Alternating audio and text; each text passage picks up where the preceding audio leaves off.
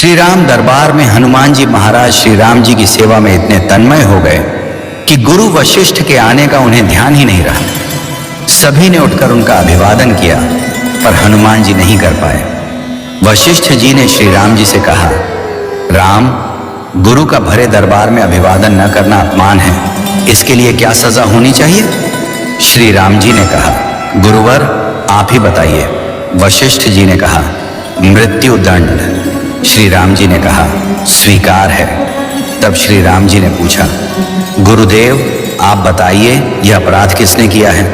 वशिष्ठ जी ने कहा, मैं बताऊं पर राम, तुम्हारा यह प्रिय है, तुम अपने आप को सजा दोगे पर उसे नहीं दे पाओगे। श्री राम जी ने कहा, गुरुदेव राम के लिए सब समान है। वशिष्ठ जी बोले, नहीं राम, मुझे तुम पर संशय नहीं है, पर मुझे यह संशय है कि दंड पूरी तरह से पूरा हो पाएगा या नहीं। यदि तुम मुझे विश्वास दिलाते हो कि तुम उसे अपने अमोघ बाण से मृत्यु दंड दोगे, तो मैं अपराधी का नाम और अपराध बताऊंगा।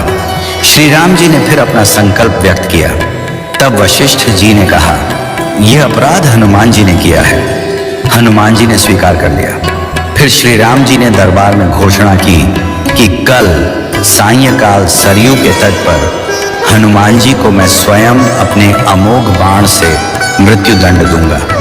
हनुमान जी घर गए तो उदासी की स्थिति में उन्हें देख माता अंजलि चकित रह गई। उन्होंने बार बार पूछा, क्या बात है मेरे लाल? महावीर हनुमान जी आज इतने उदास क्यों हो? हनुमान जी ने कहा, माता, अनजाने में यह अपराध हुआ है। आप जानती हैं कि संपूर्ण ब्रह्मांड में मुझे कोई नहीं मार सकता, लेकिन श्री राम के अमोघ बाण से कोई भी नहीं बच सकता। माता ने कहा, हनुमान, मैंने भगवान शंकर से राम नाम मंत्र प्राप्त किया था और तुम्हें जन्म के साथ ही यह नाम घुटी में पिलाया।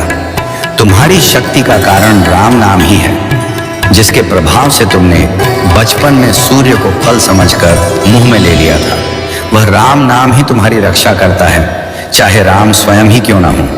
राम नाम की शक्ति के सामने राम की शक्ति और उनके अमोघ बाण की शक्तियां महत्वहीन हो जाती हैं। जाओ हनुमान, तुम राम राम का उच्चारण करना आरंभ कर दो। माता के चरण छूकर हनुमान जी सरयू के तट पर राम राम राम रटते हुए पहुंचे। सायंकाल श्री राम जी अपने संपूर्ण दरबार के साथ सरयू तट पर आए। सभी को यह कौतूहल था कि क्या श्री राम हनुमान जी को सजा देंगे, लेकिन जब श्री राम ने बार बार अपने अमोघ बाण चलाए तो हनुमान जी पर उनका कोई असर नहीं हुआ। तब गुरु वशिष्ठ जी ने शंका जताई, राम, क्या तुम पूरी निष्ठा से बाण चला रहे हो?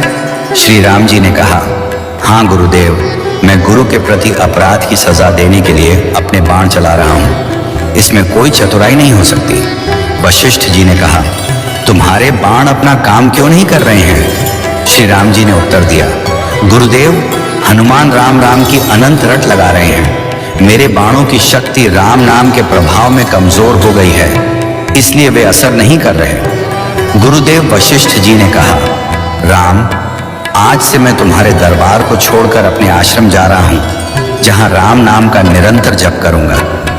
जाते जाते वशिष्ठ जी ने घोषणा की, हे राम, मैं यह जानकर और मानकर घोषणा कर रहा हूं कि राम से राम का नाम बड़ा है। राम नाम महा अमोघ शक्ति का सागर है। जो कोई राम का नाम जपेगा, लिखेगा या मनन करेगा, उसकी लोक कामना पूर्ति होगी और वह मोक्ष का भागी होगा। मैंने सारे मंत्रों की शक्तियों को राम नाम के समक्ष नगण्य माना है। तभी से राम नाम को राम से बड़ा माना गया। वह पत्थर भी तैर जाते हैं जिन पर श्री राम का नाम लिखा होता है।